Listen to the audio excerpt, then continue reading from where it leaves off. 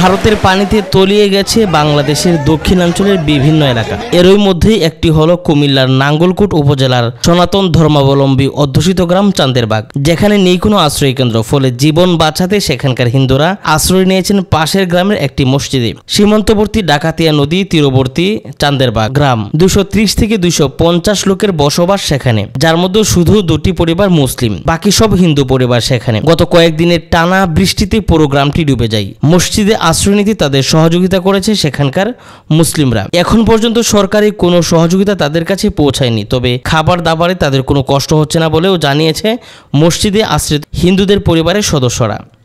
বিভিন্ন সংগঠন তাদের সহযোগিতা করছে বলে গণমাধ্যমকে জানান। তবে বন্যায় ক্ষতিগ্রস্ত হিন্দুদের খবর পেয়ে তাদের কাছে ত্রাণ পাঠানোর ব্যবস্থা করেছে আসুন্না ফাউন্ডেশন।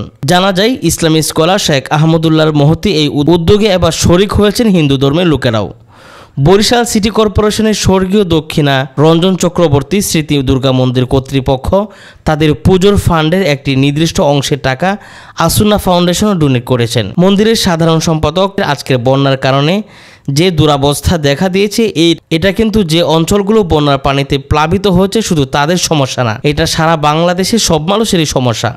এই সমস্যার সমাধানের জন্য সবাই মিলেমিশে কাজ করতে হবে। তিনি জানান, আসুন্না ফাউন্ডেশনকে আমার কাছে বিশ্বস্ত মনে হয়েছে, তাই সেখানে আমাদের টাকাগুলো দেওয়া হয়েছে। তিনি আরও বলেন, আমরা যা দিয়েছি এটা মোটেও সেখানে আমরা দান করিনি, বরং এটা তাদেরকে দিয়েছি। এটা হচ্ছে বন্যার্ত মানুষের অধিকার।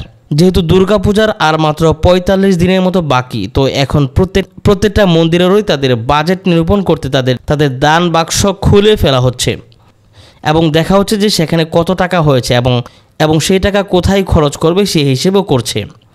সবারই কিন্তু পুজোকে সুন্দরভাবে সম্পন্ন করার জন্য আর্থিক বিষয়টি প্রয়োজন, কিন্তু এসবের মাঝে আমার মন্দিরের পক্ষ থেকে আমি মনে করেছি যে আমাদের পুজোর যে আলোকসজ্জার খরচের অংশটা, যেটা আমরা আনন্দ প্রকাশের জন্য করে থাকি, সেটি এবার আমরা বন্যার্তদের জন্য ব্যয় করব। তাই আমরা আসুন্না ফাউন্ডেশনকে আমাদের কাছে সবচেয়ে বিশ্বস্ত মনে হয়েছে বলে আমরা সেখানে আমাদের টাকাগুলো পাঠিয়ে দিয়েছি, তারা যেন বন্যার্ত মানুষদের কাছে তারা পৌঁছে দিতে পারে।